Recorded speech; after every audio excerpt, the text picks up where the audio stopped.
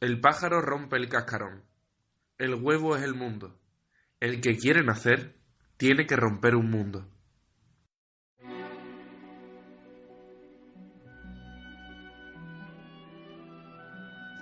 Un hombre alto, con apariencia famélica y largas extremidades, se encuentra en Suiza dando lo mejor de sí e intentando ayudar a los que más lo necesitan en medio de una guerra mundial. A la par, su mujer cae enferma y se le diagnostica una esquizofrenia. A la par también, su padre acaba falleciendo. Los traumas se le acumulan a este señor, que ya famélico, agacha la cabeza y se dirige de vuelta a casa. De camino a casa, descubre también que su hijo ha enfermado. Así pues, sin poder levantar la cabeza, lo que hará será recurrir a los servicios de Joseph Lang, quien le llevará al mismísimo Carl Gustav Jung para que sea el faro luminoso de su vida. Hablamos de Hermann Hesse.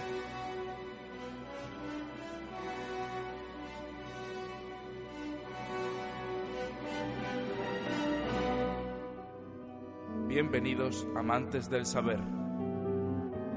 Esto es Radio Filosofía. Empezamos así el último programa de esta temporada de Radio Filosofía, que estamos disfrutando enormemente con todos vosotros, y lo estamos haciendo con la figura de Hermann Hesse. Sabemos que Hermann Hesse no era filósofo y que estos podcasts, esta radio, va, como no podría ser de otra manera con el título que tenemos, de filosofía. Luego, ¿qué filosofía vamos a encontrar en Hermann Hesse?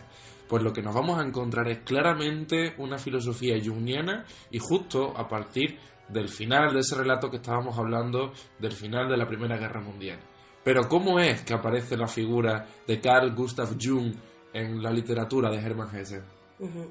Pues precisamente la figura de Jung aparece con esa anécdota con la que has empezado en la entradilla.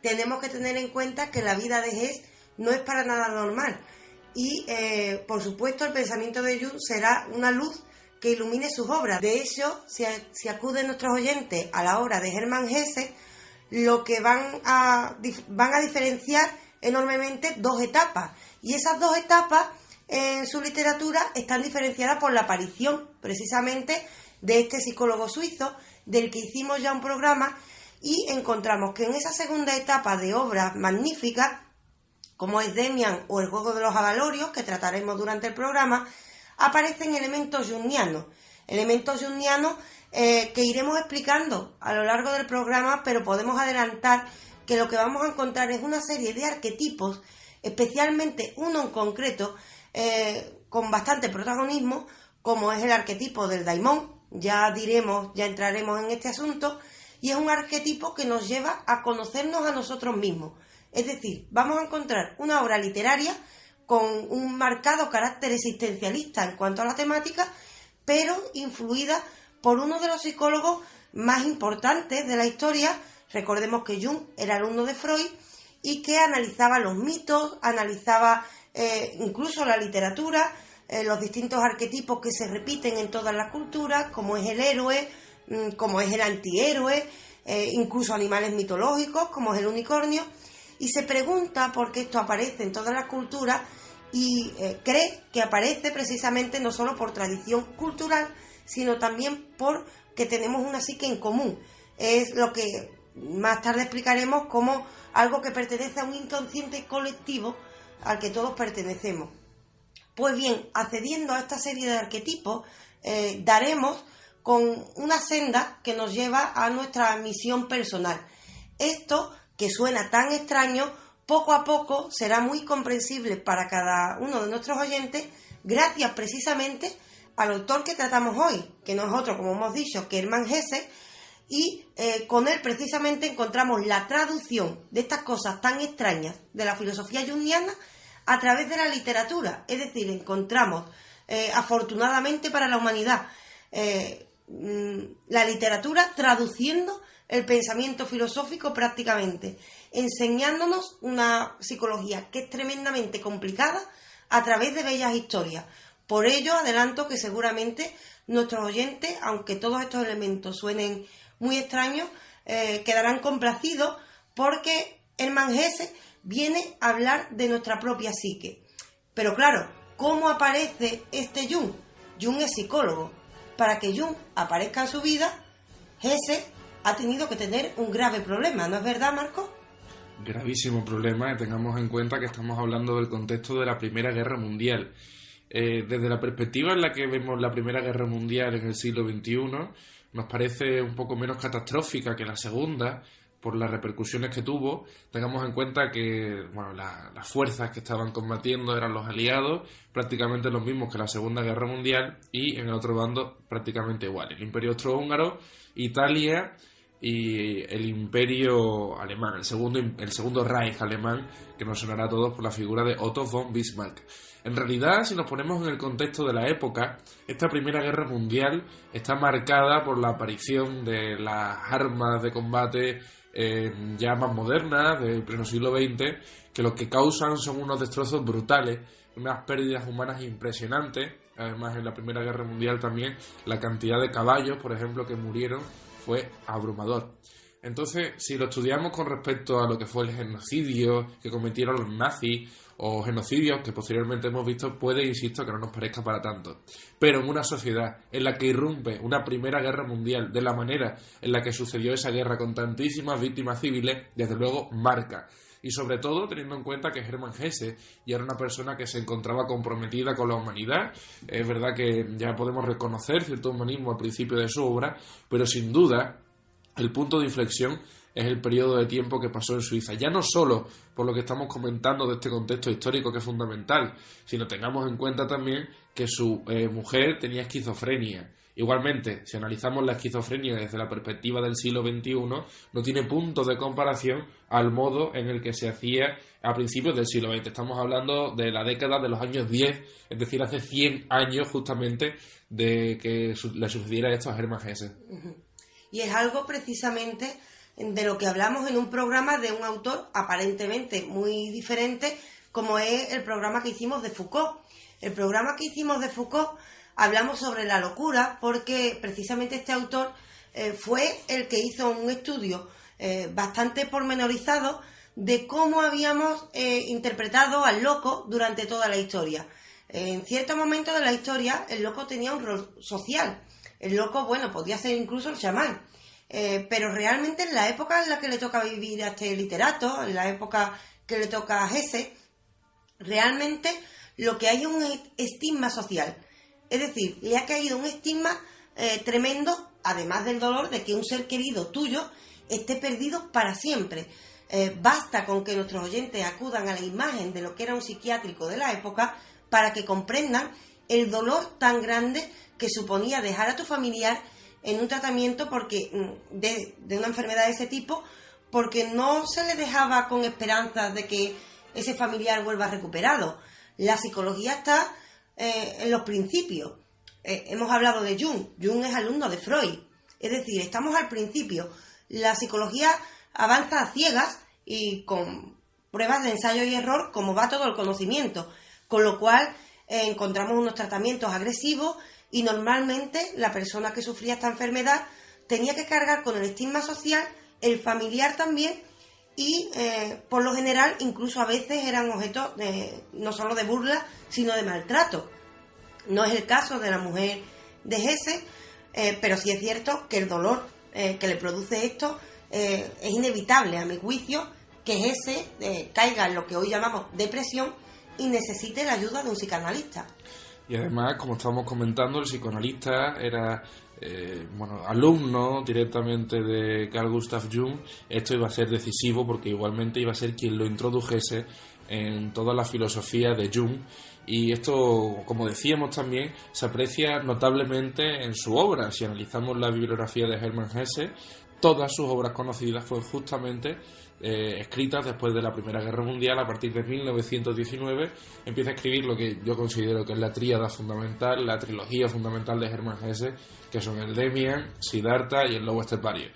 No ya solo que yo lo considere, sino que verdaderamente son las tres obras más conocidas de Hesse. También encontraremos ya en 1943 la obra del Juego de los Avalorios, que será su última obra publicada 3 años antes de que le acaben concediendo el Premio Nobel de Literatura. Y en todas estas obras que estamos comentando posteriores a la Primera Guerra Mundial y posteriores a su encuentro con Jung, vamos a ver una serie de patrones que se repiten. Igual que hemos empezado hablando sobre el contexto, sobre ese momento en el que Hermann Hesse empieza a descubrir que el mundo se vuelca encima de él y que lo está aprisionando, justamente antes de eso hablábamos de ese fragmento del libro del Demián en el que habla que el pájaro rompe el cascarón, el huevo es el mundo, el que quiere nacer tiene que romper un mundo. Hermann Hesse se encontró en la circunstancia en la que debía de romper un mundo en el que se encontraba para poder liberarse de toda esa presión, de toda esa depresión, precisamente, que nos comentaba Raquel hace unos momentos.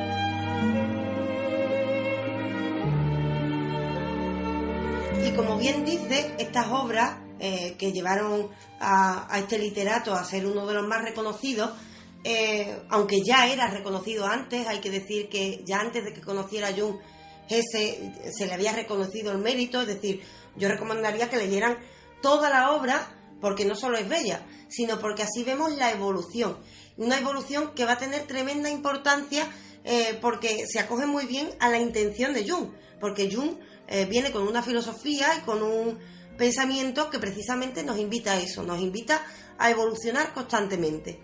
Pero claro, cuando lo conoces es fácilmente perceptible el cambio que se produce en la temática, en la forma de abordarla. ¿Qué ha ocurrido? ¿Qué pensamiento ha recibido Hesse para que quede tan impresionado y esto haga de una literatura que era buena, la haga sublime? ¿Qué ha ocurrido? Hesse ha cambiado, para empezar. Pero ha cambiado porque se encuentra con un pensamiento que no es para nada normal. Aunque Jung es reconocido como el padre de la psicología analítica, y además de ser el padre de la psicología analítica, es reconocido por grandes méritos, como por ejemplo su pensamiento fue el que dio lugar a tratamientos parecidos al de Alcohólicos Anónimos, es decir, tratamientos que se llevan a cabo en común para que las personas puedan superar sus problemas. Es decir, tiene una parte, el pensamiento de Jung, que es aplicable a la psicología en un ámbito científico, podríamos decir, aunque hay debate sobre si la psicología es ciencia o no, ya eso lo podríamos tratar en otro programa, pero sí es un ámbito que más cerrado o de más interés científico. Pero hay otro Jung, hay un Jung que nos llega a cada uno de nosotros porque habla de un ser único, de cada uno de nosotros. Encontramos Jung, para empezar hay que decir, no vamos a poder explicar todo su pensamiento, ya que el protagonista del podcast de hoy es Hesse y no es Jung, pero podemos adelantar que el que esté interesado, tenemos un programa sobre él, volveremos a tratar su figura, pero sí voy diciendo, para entender el pensamiento de este filósofo o de este psicólogo, hay debate sobre lo mismo, en que en realidad él es una mente inquieta. No hablamos solo de un alumno de Freud que estudia la psicología. Hablamos de un alumno de Freud que se atreverá a llevarle la contraria a Freud, porque es amante de la duda. Jung no solo estudia la psique, Jung estudia la alquimia, estudia los mitos, estudia la cultura en general, estudia todo lo que esté relacionado con el ser humano. Es decir, no es que estemos hablando ya de un discípulo de Freud, sino que estamos hablando de una persona que tiene nombre y apellido y que también, a raíz de todo el pensamiento de Freud, acaba desarrollando su propio pensamiento. Uh-huh. Tendrá influencia, por ejemplo, freudiana en un sentido. Le interesa mucho el inconsciente, los sueños, lo onírico, ese mundo desconocido que nos visita a cada uno de nosotros por la noche y que realmente, aún a día de hoy, no sabemos a qué responde. Ese es un interés que comparte con Freud. Sin embargo, como él tiene una mente inquieta por necesidad, es decir, él acude a distintas ramas y además muy dispares. Imaginémonos un psicólogo que acude a la alquimia, que quiere estudiar alquimia. La solución que va a dar, o bueno, la solución, más que solución, las hipótesis que va a dar sobre ese inconsciente van a ser muy diferentes. Es decir, comparte intereses con Freud, pero las respuestas que va a dar Jung van a ser muy diferentes a las que diera Freud años antes. ¿Qué encontramos entonces? Que este hombre nos habla de nuestro inconsciente no solo como una parte que vive escondida dentro de nosotros mismos, Eso lo acepta, eso ya lo dijo Freud y eso es completamente cierto.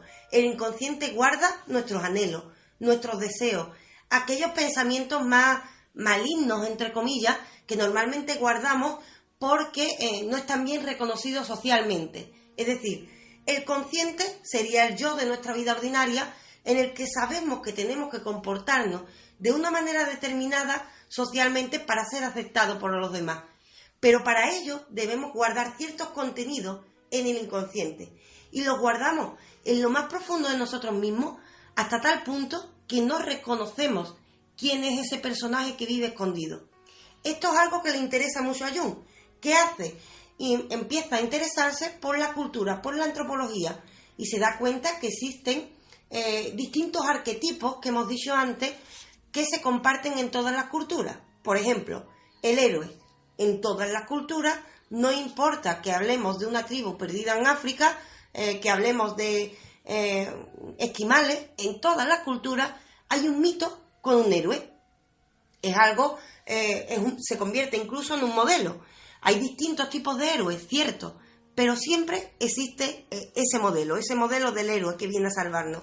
Hay otros tipos de arquetipos, hay arquetipos de el renacer, el tengo que reinventarme. Son ideas que se repiten en todas las culturas, normalmente en la mitología o el ámbito sagrado.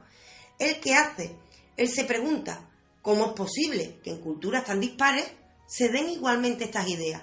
A estas ideas que compartimos todos se les llama arquetipos. Para resumir mucho, ya que no podemos, como hemos dicho, desarrollarlo todo, esos arquetipos serían elementos que heredamos por una parte culturalmente, pero no solo lo heredamos culturalmente, ya que si fuese así, no existiría la igualdad entre las diferentes culturas, sino que además existe lo que él llama un inconsciente colectivo. Es decir, esas ideas son comunes porque tenemos una mente común. En el fondo, no somos tan diferentes los seres humanos. Tenemos unos patrones que se repiten en nuestra mente y esos patrones tienen vida propia. Es decir, los enriquecemos a medida que avanzamos en la historia. Y existe como imaginemos una nube, que le llamamos normalmente en Internet. Una nube es aquel lugar donde colgamos información, no está en ninguna parte, no es una carpeta concreta. La carpeta o este tipo de documentos serían las que viven en el consciente y esa nube, que está ahí en un ámbito mucho más abstracto, guarda los elementos que viven en el inconsciente, estos arquetipos. ¿Qué ocurre? ¿Por qué esto es tan bueno para Hess? Para empezar, hay un arquetipo que utiliza Jung para traer un nuevo tipo de psicoanálisis, que es el que ayuda precisamente a este autor. Pero es que además, conociendo esta filosofía, de repente, Hess, entre otros autores, ya que no es el único, encuentra una forma de traducir estos arquetipos a la literatura. Cierto que ya existían, desde la antigüedad existe el héroe en la literatura, pero él va a poder reinventarlos, porque sabe que Jung ha dicho que los arquetipos no son algo fijo, que los héroes pueden ser algo único, y Hess nos va a traer un tipo de héroe que se parece mucho a cada uno de nosotros, que se parece a él cuando vivió el psicoanálisis jungiano.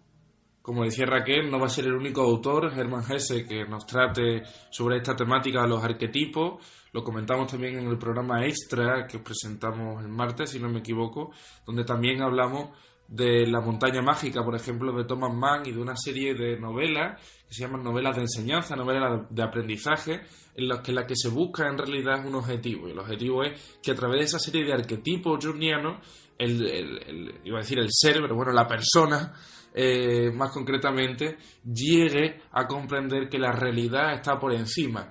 Y eso que comentaba Raquel del inconsciente, y utilizamos una metáfora también cuando grabamos el programa de Jung, que me parece súper clarificadora. La mente es una parcela, un terreno. En la casa principal es donde está el consciente y en la parte en la que recibimos a los invitados, y el inconsciente es el cobertizo. El cobertizo lo tenemos oculto detrás de unos matorrales, detrás de unos árboles, y en realidad la base, la clave en todo esto está que desde la casa principal nosotros seamos capaces de trazar un camino de ida y vuelta hacia la casa del inconsciente y de esa manera conseguir construirnos una realidad que tenga en cuenta precisamente todo lo que tenemos dentro de nuestra parcela. La casa no es exclusivamente lo que nos compone. El cobertizo también es una parte mucho más importante de lo que nosotros nos pensamos de nuestra vida cotidiana.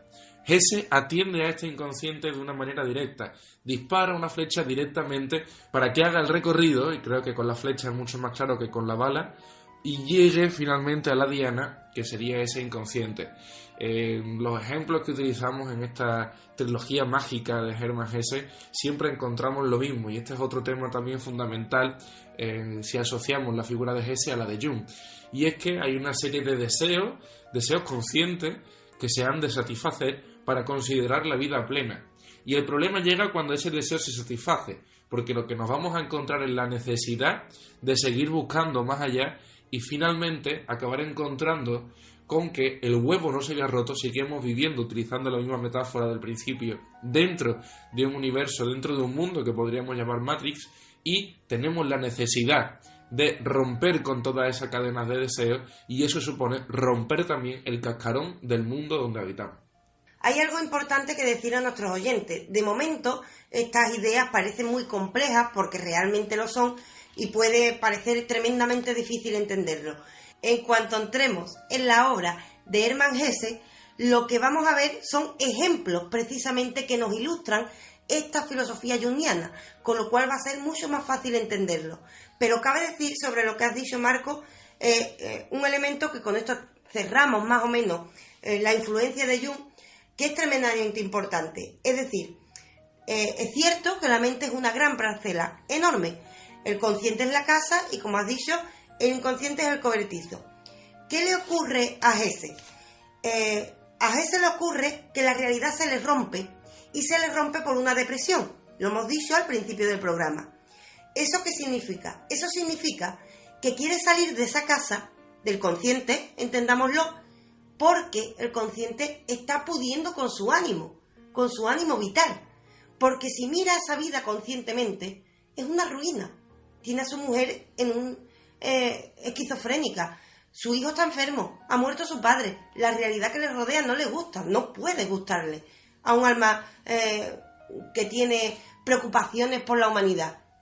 Con lo cual quiere salir de esa casa, quiere salir, necesita salir, pero no encuentra la puerta. Es decir, el consciente se le ha quedado pequeño, le ha encerrado, y esa necesidad de salir es lo que produce la depresión. Da con Jung. ¿Qué ocurre al dar con Jung? Hemos dicho que Jung dice que además de la casa hay un cobertizo. Ese cobertizo, como hemos dicho, es el inconsciente. Pues muy bien, hay que preguntarse. Hay dos elementos importantes. ¿Qué hay en ese cobertizo? ¿Qué existe ahí dentro? Y otro, ¿por qué hay que ir allí? ¿No es más cómodo seguir en la casa y estar seguros porque no sabemos que nos encontraremos? Para empezar, Jung avisa de algo. Ir al cobertizo no es cosa fácil. No se trata de abrir la puerta de la casa y andar un caminito. Antes de llegar al cobertizo, hay una enorme selva que nos lo impide. No hay camino. Hay que hacerse el camino para llegar al cobertizo. Con lo cual, ¿qué le está diciendo a Hesse? Usted tiene una depresión. No hay una cura que valga para todo el mundo. Algo que le enfrenta ya a Freud. No hay un psicoanálisis válido para todo el mundo. Cada persona es única. Y sí, por supuesto, Jung tiene un modelo que vamos a pasar a explicar, pero tiene que adaptarse el psicoanalista al paciente. Y es el paciente mismo el que se va a curar. Es el paciente el que tiene que hacer ese sendero hasta enfrentarse al cobertizo. Y lo que es peor, no sabe ni siquiera si llegará al cobertizo ni qué hay dentro. Si acudimos al pensamiento junguiano, él nos dice qué hay dentro.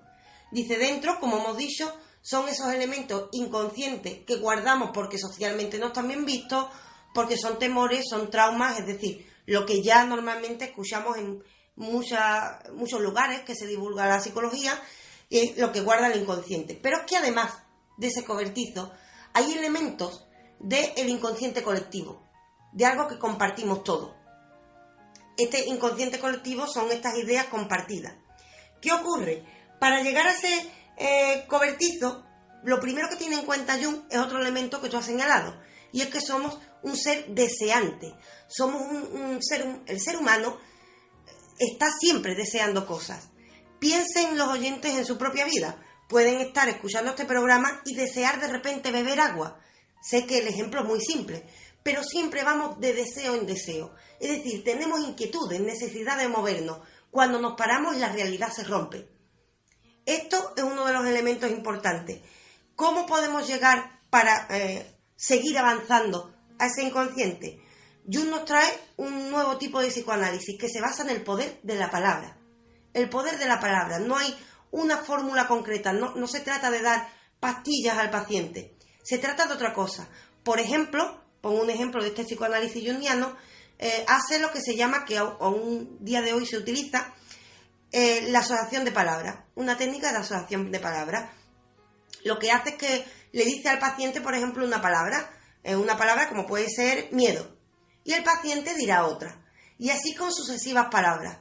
Cuando el paciente vea con qué ha relacionado cada palabra, quizás reconozca si dijo miedo y dijo una persona en concreto, si dijo inquietud y dijo una parte de su vida en concreta, empezará a detectar los problemas que tiene en su vida. Volvamos al ejemplo de la casa. Eso significa que está empezando a cortar la hierba para poder llegar a ese inconsciente. Pero ojo, como los arquetipos son algo vivo, para llegar a ese inconsciente, a ese cobertizo en el que en el fondo del mismo vivimos nosotros mismos, es decir, lo que nos vamos a encontrar dentro es una especie de espejo que nos muestra quiénes somos en realidad sin que queramos reconocerlo. Pues bien, para llegar ahí, curiosamente tenemos una ayuda muy importante, una ayuda que a Hesse se le presenta a través de la figura de Jung, pero que Jung también la tenía, y es la figura del daimón. La figura del daimón, que es una figura mítica de la que ya hablamos en un podcast extra, y también hablamos de ella en el programa sobre Sócrates. La figura del daimón normalmente es un mito de ese ser que siempre nos ha acompañado, ese ser que nos ayuda y nos guía.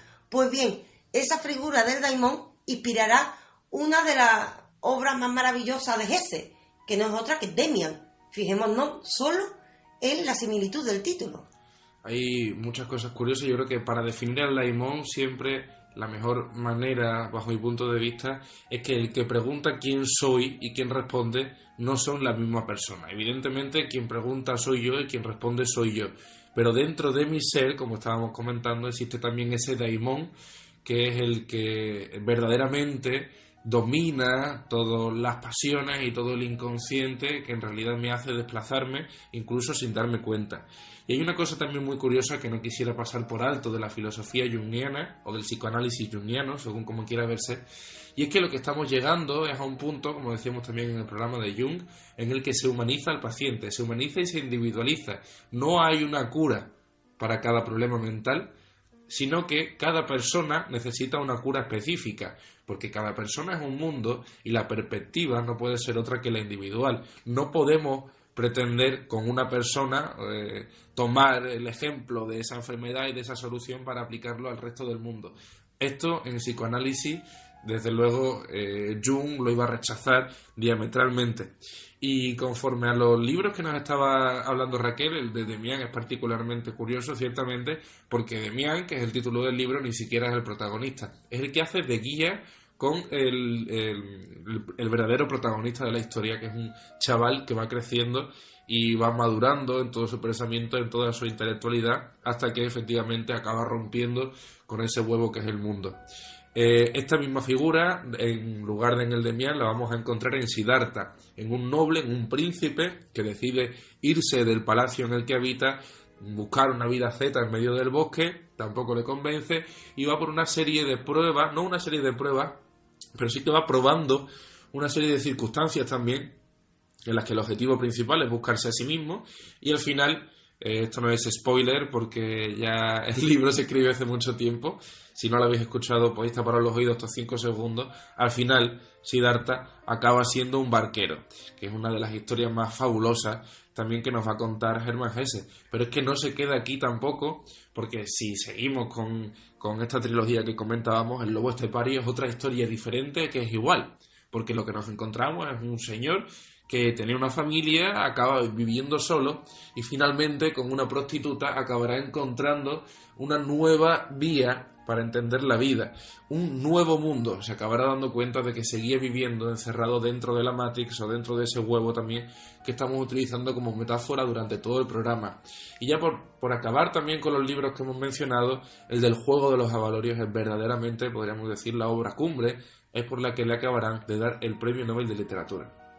Sobre lo que has dicho, Marco, solo hay una cosa que matizaría, y es que has dicho que ciertamente, y es así, Jung individualiza al paciente porque cada persona es un mundo, pero es que es mucho más importante todavía. Jung no solo dice que cada persona es un mundo, está diciendo que dentro de ese mundo que es la persona hay otro mundo, con lo cual la persona es un proyecto. La persona puede ser mucho más de lo que se cree que es. Esta es la esperanza que nos trae Jung.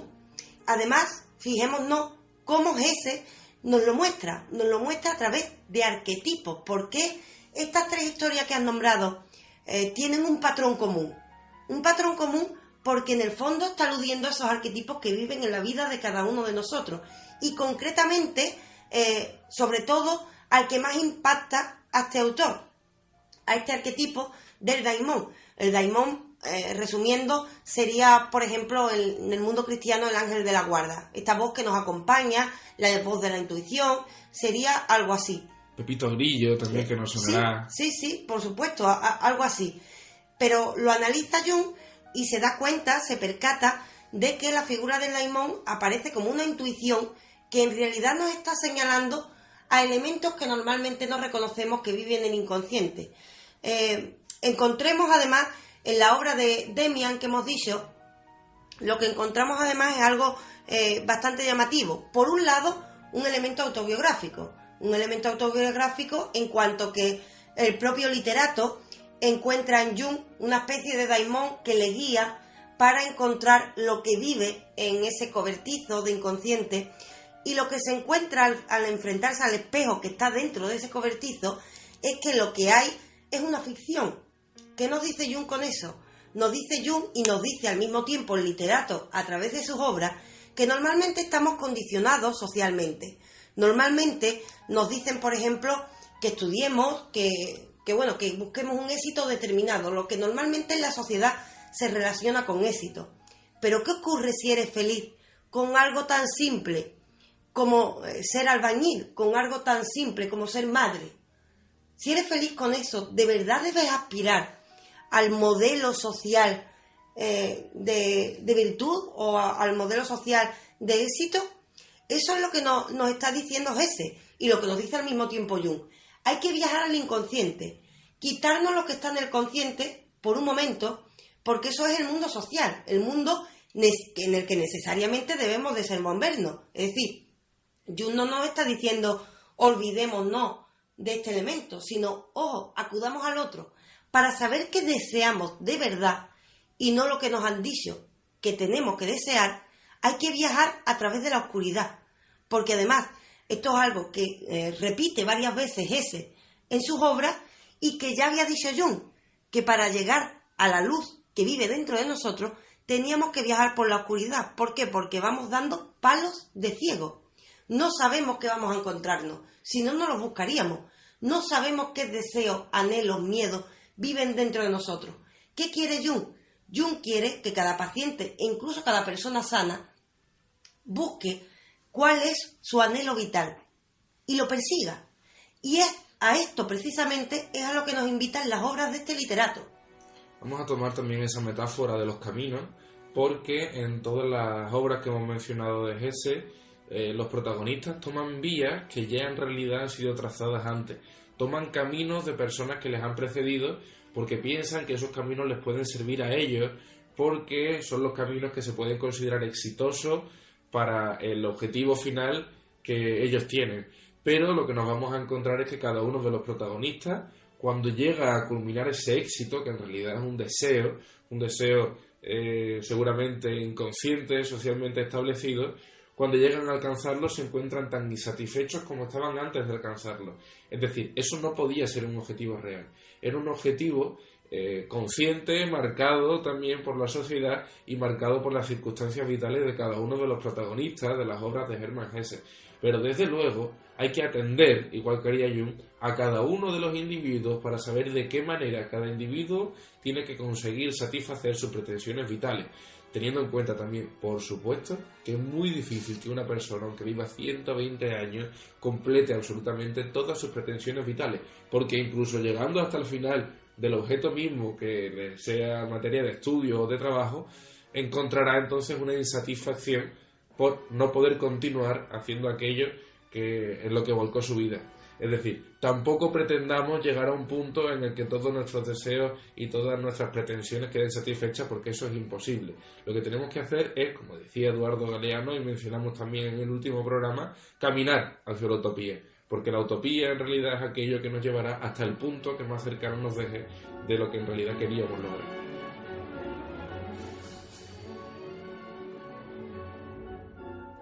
Lo que nos está mostrando, con lo que tú has ido señalando, Marco, es que en realidad a lo que nos invita la literatura de este autor y también la filosofía de Jung es a la necesidad de transformarnos, de reinventarnos, de renacer.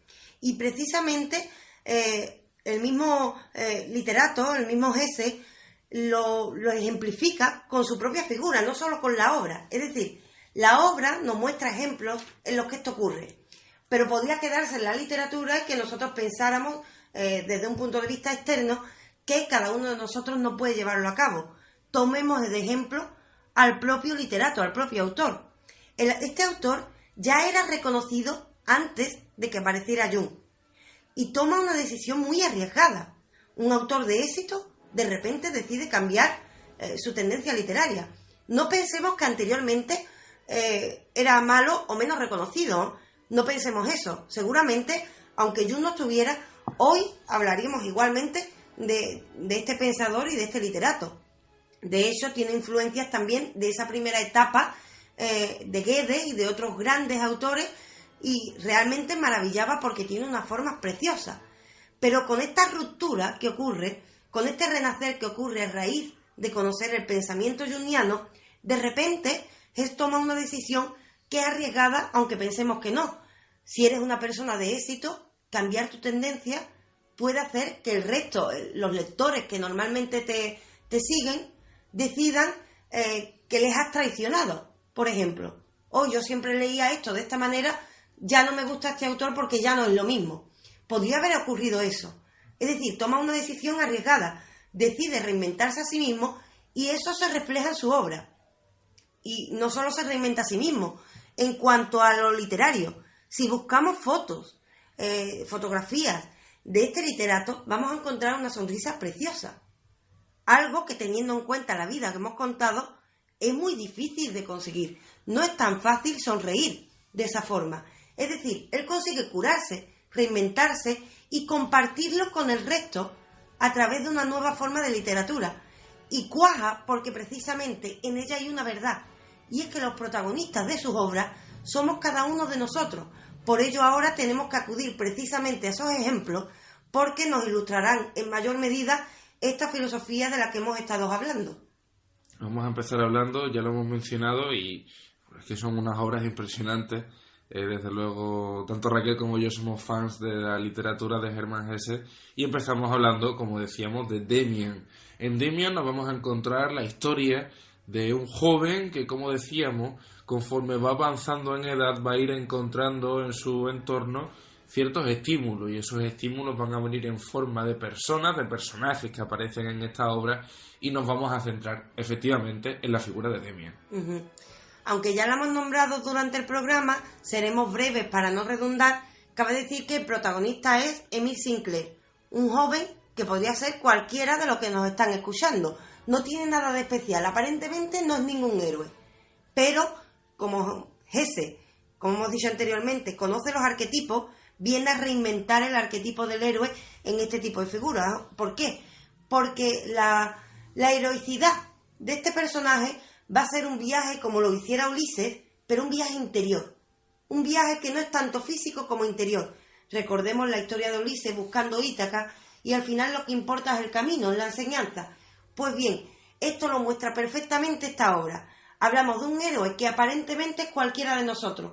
Esto se podría ligar, lo que pasa es que entonces nos llevaríamos horas durante este programa con muchos autores que siempre han recalcado que el héroe debe ser siempre una persona normal, como lo decía Ortega, que héroes somos todos. Pues bien, ¿qué le ocurre a este personaje? Este personaje, como bien has dicho, se dará una transformación en sí mismo, renacerá, llevará a cabo toda esta filosofía que hemos estado diciendo.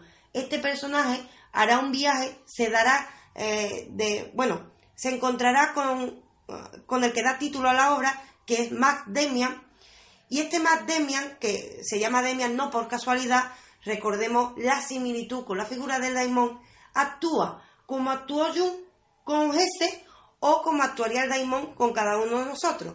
Es decir, solo guía, solo le va poniendo ejemplos de cosas que ocurren, a veces le cuenta historias, incluso historias bellísimas. Hay una historia de amor que la colgamos en nuestra página de Facebook, la volveremos a colgar en esta semana para que la vean nuestros oyentes, muy breve, pero que dentro de esa historia lo que hay es una semilla para que el protagonista, para que Sinclair reflexione. Y esa reflexión que va acompañada de un inevitable caminar, de un inevitable avanzar, porque la vida es eso, siempre estamos deseando y siempre estamos caminando por tendencia a hacerlo, realmente va acompañado de una reflexión que hace que poco a poco Sinclair se vaya transformando, Sinclair vaya descubriéndose a sí mismo, tenga que enfrentarse hacia el propio espejo y descubrir quién es realmente. A esta obra precisamente pertenece la cita con la que hemos empezado el programa, pero también hay una cita que nos resumiría perfectamente qué nos encontramos en la misma, para no redundar y poder avanzar en el resto de obras de este literato. En esta cita, Hesse, o bueno, más bien Sinclair, el protagonista de Damian, nos dice: en esos momentos tuve una certeza fulminante. Cada uno tenía una misión, pero ésta no podía ser elegida, definida, administrada a voluntad. No existía ningún deber, ninguno, para un hombre consciente, excepto el de buscarse a sí mismo, afirmándose en su interior, tantear un camino hacia adelante, sin preocuparse de la meta a que pudiera conducir. ¿Qué encontramos aquí? Analizo este fragmento y con eso yo creo que quedará bastante claro dónde está la filosofía junguiana, que ya hemos analizado y el propio oyente creo que podrá relacionarla. Nos dice, para empezar, que tuvo una certeza fulminante. Con ello nos está señalando un método de conocimiento que normalmente ignoramos, la intuición. La intuición, el presentimiento, son cosas que nos llegan no por magia, sino son cosas que nos llegan de esa información del inconsciente. Nos está señalando que hay una información que nos da nuestro inconsciente a la que es importante atender. ¿Y qué información le da esta intuición? Pues le da, según el personaje, la información de que cada uno tiene una misión. Pero no solo atendamos en este punto a la palabra misión. No es que tú tengas un objetivo. Un objetivo tiene cualquier persona y lo puede establecer de manera racional. Puede decir una persona: mi objetivo es estudiar Derecho para conseguir dinero, para tener una vida, bueno, como tiene la mayoría, y sobrevivir. Eso es un objetivo. Una misión es algo bien distinto. Misión es una palabra muy relacionada con el ámbito sagrado. Estamos hablando de algo, por tanto, que te elige a ti, más que tú lo elijas a ella. Es decir, el objetivo lo elegimos nosotros racionalmente. La misión nos viene dada porque tenemos pasión por algo. De repente hay algo que nos elige a nosotros, no porque seamos iluminados ni nada parecido, sino porque empatizamos con algo, en mi caso, lo digo con la filosofía, y de repente se convierte en nuestra misión, tiene un carácter sagrado y acoge toda la importancia de nuestra vida. Pues bien, cuando eso aparece, según el personaje, según esta cita, hay que perseguirlo, porque eso nos ha elegido y no nos va a abandonar.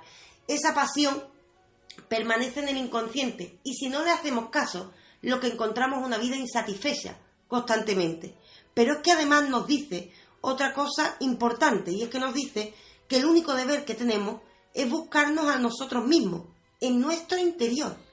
De nuevo nos está invitando a ir a ese cobertizo, a mirarnos, para enfrentarnos a esa misión.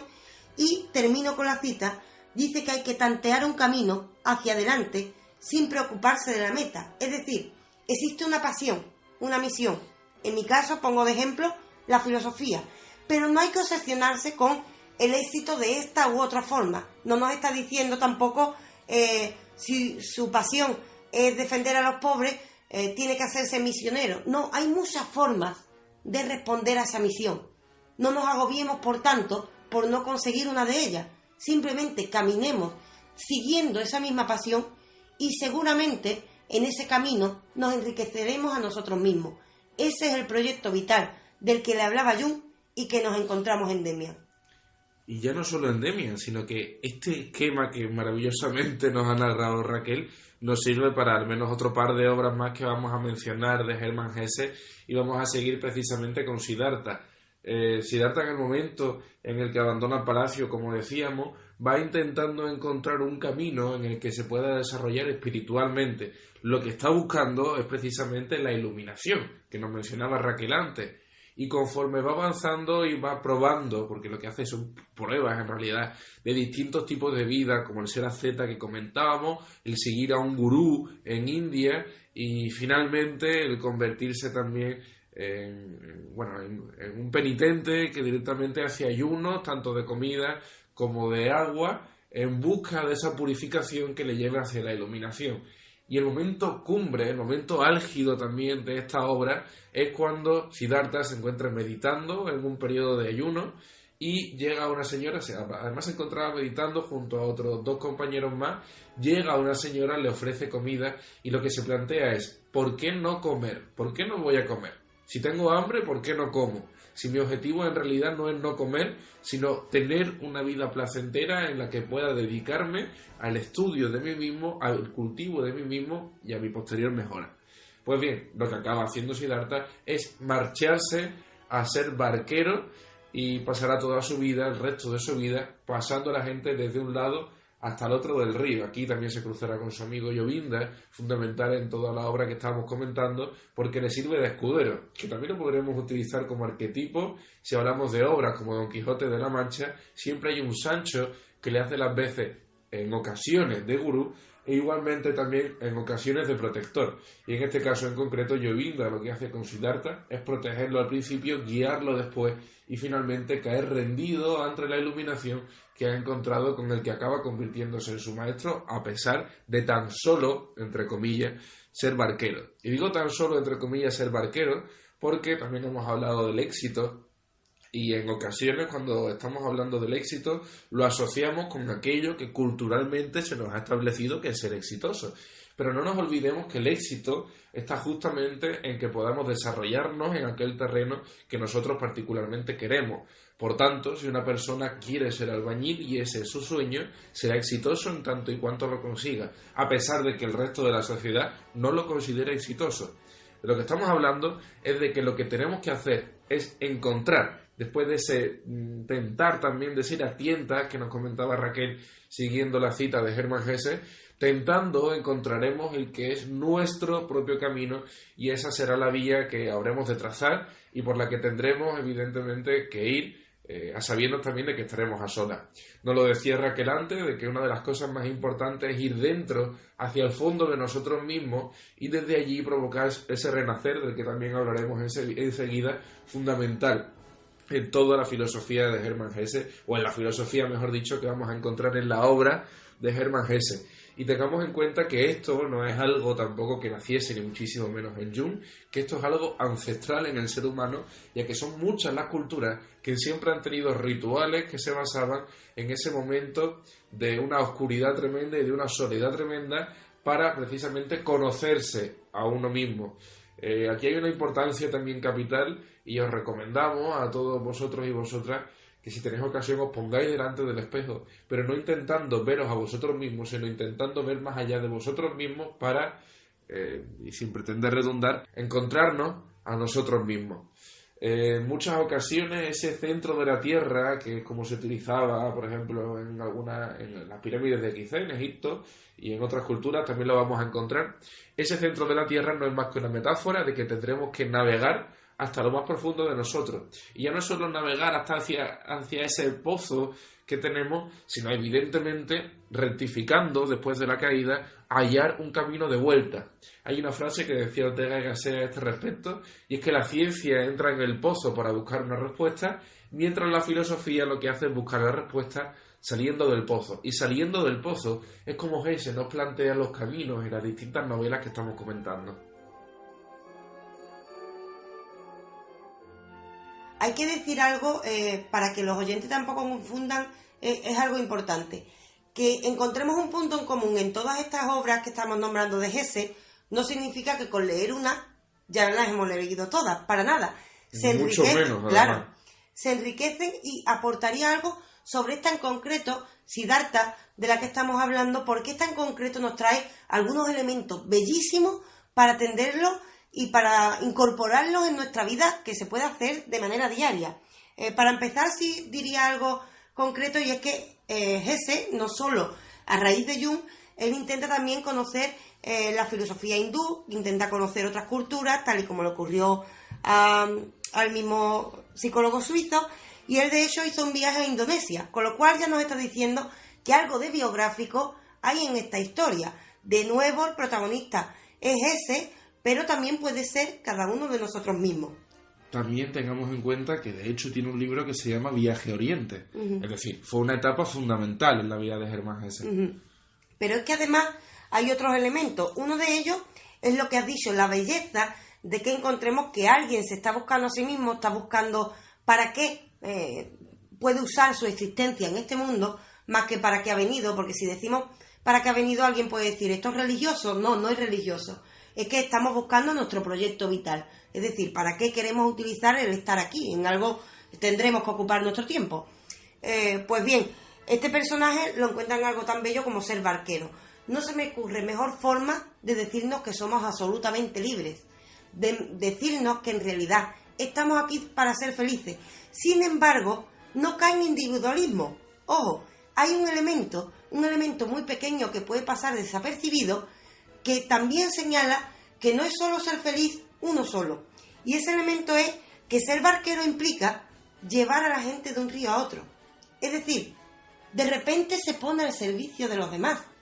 Atendamos a algo. Esta persona, este personaje, se ha encontrado a sí mismo. Se ha encontrado a sí mismo gracias de nuevo a una figura como un daimón, como el que has nombrado tú, es decir, una especie de guía. Y de repente él, aunque no sea un guía de esta forma, sí es uno que ayuda a que se produzca ese movimiento vital, ese cambio de un estado a otro, de una forma a otra, es decir, esa transformación a través de ese barquero. Con ello, entonces, de repente, esta persona se convierte en una especie de daimón también para desconocidos, pero también si este personaje fuese Hesse, lo que nos está diciendo es que sus obras son precisamente esa barca para llevarnos a otro yo, para llevarnos a un yo verdadero.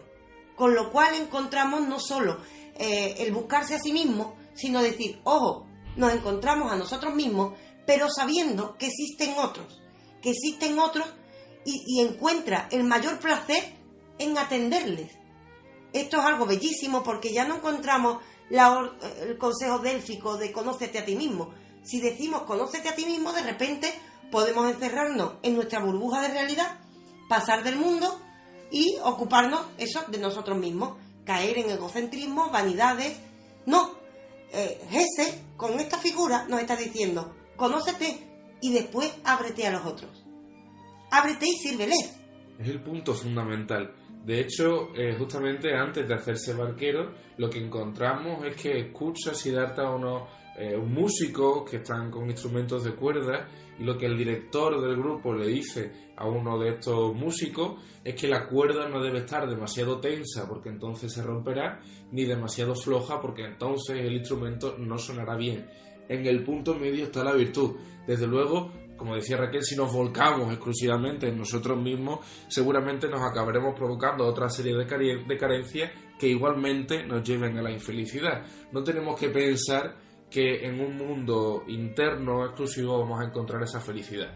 No nos olvidemos de que somos seres sociales, somos animales sociales y necesitamos de la gente que está a nuestro alrededor, ya no solo de nuestra familia, hay muchísimas circunstancias, sino también que estamos hablando evidentemente de todos los amigos y de todas las personas que puedan rodear a un individuo.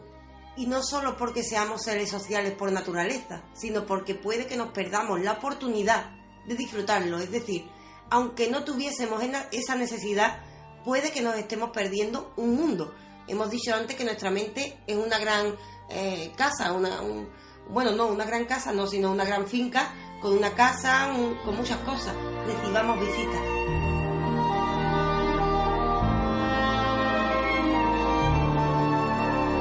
Por último, acabamos con la obra que la acabaría siendo ganador del Premio Nobel de Literatura en 1946. Esa obra ya la hemos mencionado también, es El juego de los abalorios. Es una de las obras en realidad que pasa desapercibida porque el foco sobre todo alumbra esta trilogía que también hemos mencionado ya, que además de Siddhartha y Demián incluye al lobo estepario, pero El juego de los abalorios creo que es el libro en el que más Hermann Hesse se permite la licencia de hacer lo que quiere con la literatura. Es como la unidad absoluta de las obras de Hesse. Y también apuntaría a lo que nos ha comentado Raquel, fundamental.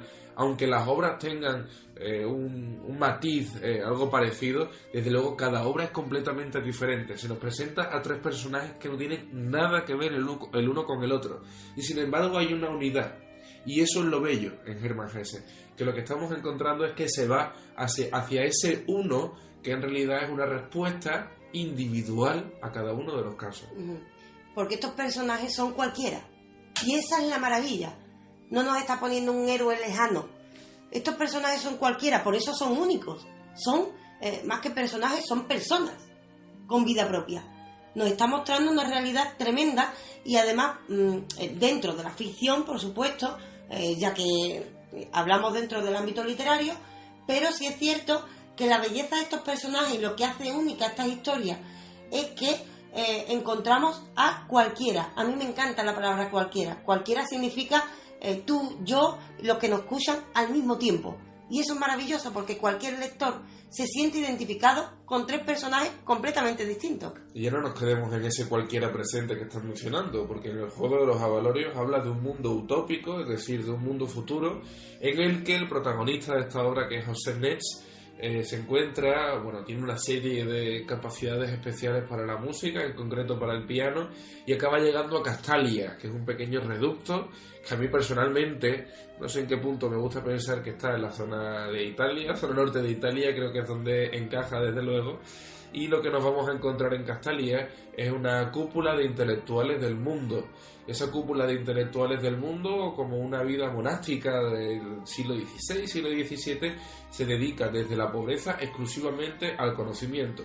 Hay una cosa que me llama mucho la atención de cuando se pone a describir Hermann Hesse la vida de estos castalios, que son los que habitan en ese mundo utópico de Castalia, ese reducto que estamos comentando, y es que se hacen incluso estudios de cómo se utilizaba el lenguaje entre 1785 y 1787 en la región de Trieste de Italia. Es un ejemplo, no es real, no es fidedigno a lo que comenta Hesse, pero voy a que en realidad no importa lo que se estudie, siempre y cuando, y esto es fundamental también, le pueda servir a alguien en algún momento para seguir con otro tipo de estudio.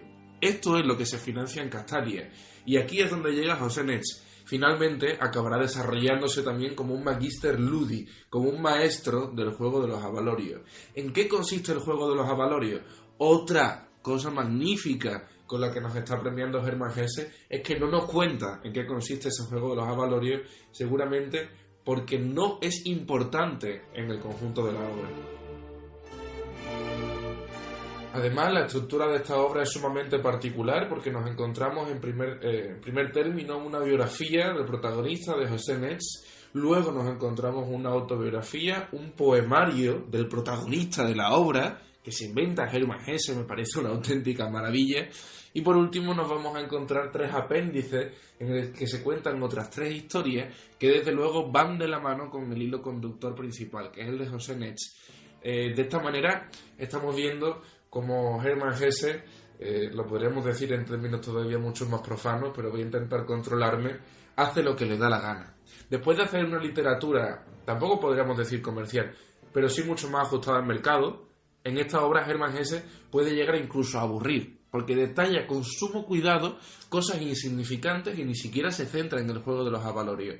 Yo personalmente tuve una lucha con este libro porque las 250 primeras páginas del libro, un libro que puede tener unas 600, son una introducción, una magnífica introducción, y esto solo se puede decir al concluir el libro, de todo lo que acaba siendo el final.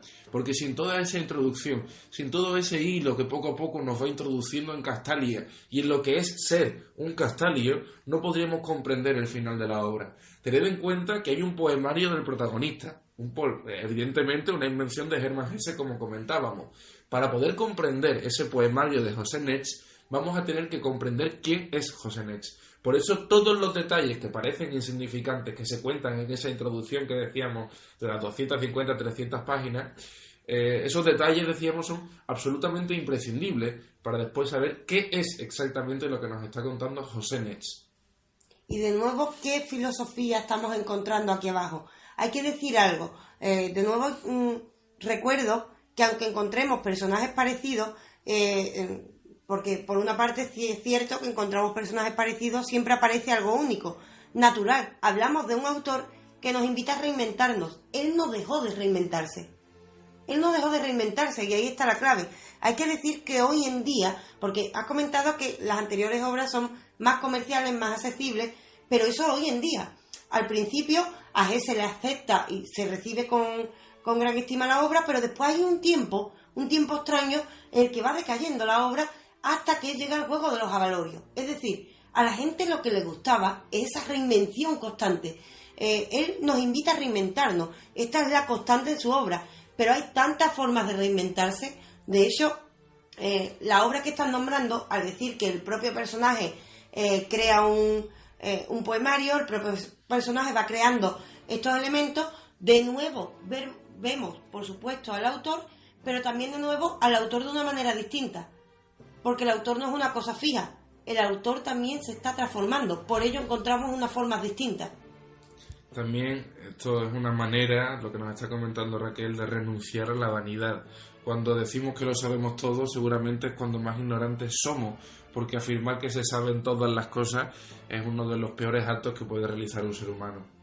Sí, y a este respecto diría que todos los grandes normalmente reconocen la ignorancia, y de hecho la filosofía de Jung, de la que hemos hablado, parte de que hay una parte que ignoramos de nosotros mismos. Es decir, por supuesto hay que reconocer cuando aprendemos algo, tenemos que sentirnos satisfechos porque hemos tenido el mérito de estudiarlo y por supuesto hay que sentir esa satisfacción, porque si no nos desesperaríamos. Sabemos cosas, sí, pero recordemos, yo pongo el ejemplo de un genio que admiro muchísimo, que admiro tremendamente, Goya. Goya, cuando era muy mayor, hizo un autorretrato y arriba solo puso una frase: aún aprendo.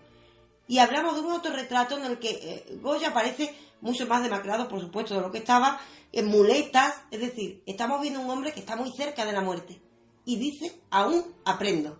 Si Goya, que hablamos de un genio, dice, aún aprendo, ¿quiénes somos nosotros para no seguir avanzando? Desde luego. Eso de estancarse en un mismo pensamiento, eso de estar orgulloso de llevar 30 años pensando de la misma manera, es uno de los peores errores que podemos cometer.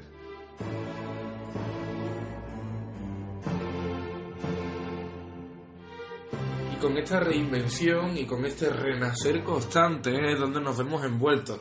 Y desde luego podríamos afirmar, y afirmamos, Raquel y yo, tomo la palabra también por ella, igual que ella ahora la tomará por mí, que una de las mejores cosas que podemos hacer, uno de los terrenos donde más cómodos nos sentimos, es en un continuo renacer y reflorecer. Ahora justamente nos encontramos ya a finales de abril, hace poco tuvimos el equinoccio de primavera y estamos en una época de renacer, estamos en una época de volver a florecer, de después de haber dejado que el invierno nos atacara con toda su frialdad, de nuevo toca un florecer y de nuevo toca que la vida vuelva a aparecer entre nosotros. Y hablando de renacer, hay que decir que nosotros mismos estamos en esa etapa, como tú has dicho, Y por ello, nosotros, adelanto algo, nosotros hemos detectado esa misión personal. Hay que decir que Marcos y yo, lo crean o no nuestros oyentes, tenemos esa misión no porque seamos seres elegidos ni nada parecido, sino que sentimos pasión por la filosofía. Tenemos algo detectado, pero por supuesto, tal y como nos dice Hess, como nos dice Jung y como nos dicen los más antiguos, los mitos más antiguos de la humanidad, hay que reinventarse. Nosotros dedicamos nuestro amor a la filosofía al amor que tenemos a los otros compartiéndola, es decir, nos dedicamos a compartirla, pero tenemos que reinventarnos y esto se verá reflejado en la próxima temporada de Radio Filosofía. Hemos empezado diciendo que este es el último capítulo de la próxima temporada. Cabe decir que no significa que no encuentren ustedes ningún audio, es decir, hasta que llegue la nueva temporada vamos a retomar los programas de preguntas que nos pueden consultar y por supuesto seguirán estando extras. Además no tardaremos mucho en volver, hay que decir que no vamos a tardar mucho. Pero ¿por qué paramos? ¿Por qué paramos esta temporada? Porque vamos a aprovechar este momento de renacer, porque vamos a nacer como algo nuevo. Vamos a traer, por supuesto, esta misma esencia para divulgar. Por supuesto, seguiremos hablando de autores, de filosofías, pero también hay que hacer algo. Hay que traer la filosofía al mundo en el que estamos viviendo. Es decir, hay que hacer como ese barquero que hemos nombrado, como Siddhartha. Hay que hacer lo mismo. No solo encontrar qué queremos, es decir, en nuestro caso, divulgar filosofía y contaros esto que contamos, sino que además tenemos que encontrar una manera en la cual cada vez más personas puedan apuntarse a la barca, pero no por tener más personas, sino para que disfrutemos en conjunto. Para ello nos metemos en la realidad, atendemos a que hay otros. Y para ello entonces la próxima temporada les prometemos que no solo encontrarán este formato en el cual les explicamos un autor, van a encontrar lo que se conoce como filosofía aplicada. Encontrarán a Schopenhauer al lado de Darth Vader, pueden encontrar perfectamente a Frodo al lado de Aristóteles. Es decir, vamos a traer cine, vamos a traer actualidad, vamos a traer noticias para que podamos reflexionar no solo sobre estos autores, sino también sobre el mundo en el que estamos inmersos. Por ello, no desconecten, porque este renacer, no terminamos con Hess por casualidad, sino terminamos con Hess invitando a que se apunten a renacer con nosotros. Una de las cosas más importantes siempre cuando estamos aprendiendo es que disfrutemos y que nos lo pasemos bien.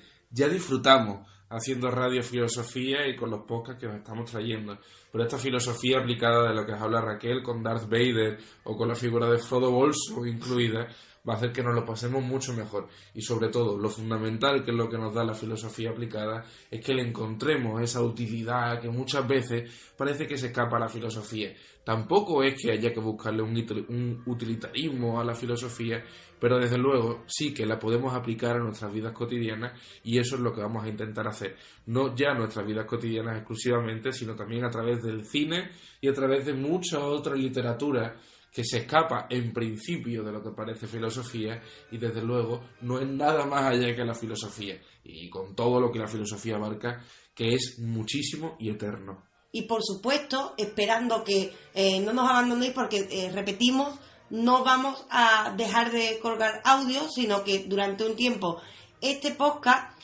va a estar parado, pero va a estar el de preguntas y respuestas, las recibiremos encantados, vamos a seguir con ellos. Vamos a seguir con los extras, pero muy pronto lo que traeremos algo distinto, también incorporaremos secciones, les invitamos a que nos propongan temáticas si les apetece, para que la hagamos un poco entre todos. Pero antes de ello, antes de este renacer en el que esperamos nos acompañen, cabe decir que tenemos que agradecerles profundamente el cariño que nos muestran. Esta tercera temporada, que se avecina muy pronto, no sería posible sin ese cariño. No querríamos ese renacer si no estuvieran los otros. ¿Para qué íbamos a ser barqueros si nadie cogiera nuestra barca? Es decir, ustedes precisamente son Radio Filosofía, mucho más que nosotros. Nosotros somos voces a su servicio. Tened en cuenta, queridos y queridas oyentes, que en alguna ocasión hemos sobrepasado programas, podcasts que hablan sobre fútbol o que hablan sobre temas del corazón, salsa rosa, y lo hacemos con la filosofía. Y no es que nosotros lo consigamos, sino que vosotros lo hacéis posible. Esto es un clásico, un topicazo que se ha dicho 400.000 veces en televisión y en radio, pero es cierto, estamos haciendo filosofía. Y los locos no somos nosotros, porque nosotros seguramente si no nos grabásemos también lo haríamos cara a cara. Lo maravilloso, lo glorioso de todo esto que está pasando alrededor de Radio Filosofía es que haya más de 120.000 escuchas en los podcasts que estamos arrastrando desde hace un año, y que vosotros y vosotras seáis los que queréis seguir aprendiendo de Sofía, los que nos proponéis temáticas, nos lanzáis dudas, nos criticáis cuando verdaderamente lo merecemos, y de esa manera nos ayudáis a seguir mejorando, a que sigamos todos apoyando al mismísimo conocimiento. Porque nosotros nos apuntamos a ese aún aprendo, al que hemos dicho, y además hay que decir algo, no solo les agradecemos el apoyo, sino que verdaderamente vamos a publicar en los próximos días en nuestras distintas redes y en YouTube, vamos a publicar información sobre esta evolución que ha tenido Radio Filosofía. Se los vamos a explicar personalmente. Personalmente van a poder ustedes, antes de que llegue esta tercera temporada, conocer filosofía desde dentro. Les vamos a mostrar cómo lo hacemos, les vamos a explicar cuál es la historia de Radio Filosofía, porque ha habido personas que nos han preguntado por los cambios que ya se dieron desde la primera a la segunda temporada, y así podrán ver desde qué punto de partida comenzamos.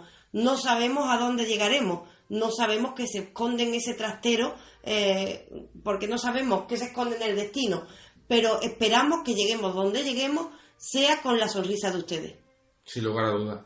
Y ya por último, por cerrar este programa, este último programa de la temporada, sumamente especial para nosotros, y esperamos que también para vosotros y vosotras, vamos a acabarlo, como decía, con un poema de este libro, del Juego de los Avalorios, y en concreto de las poesías de juventud del protagonista, que es José Nets. Esto lo titula Hermann Hesse como lo que dejó escrito José Nets. El poema de José Nets que vamos a leer se llama Escalones, y dice así: así como toda flor se enmustia y toda juventud cede la edad, así también florecen sucesivos los peldaños de la vida. A su tiempo flora toda sabiduría, toda virtud, mas no le es dado durar eternamente. Es menester que el corazón, a cada llamamiento, esté pronto al adiós y a comenzar de nuevo, esté dispuesto a darse, animoso y sin duelo, a nuevas y distintas ataduras. En el fondo de cada comienzo hay un hechizo que nos protege y nos ayuda a vivir. Debemos ir serenos y alegres por la tierra, atravesar espacio tras espacio sin aferrarnos a ninguno, cual si fuera una patria. El espíritu universal no quiere encadenarnos, quiere que nos elevemos, que nos ensanchemos escalón tras escalón. Apenas hemos ganado intimidad en una morada y en un ambiente, ya todo empieza a languidecer.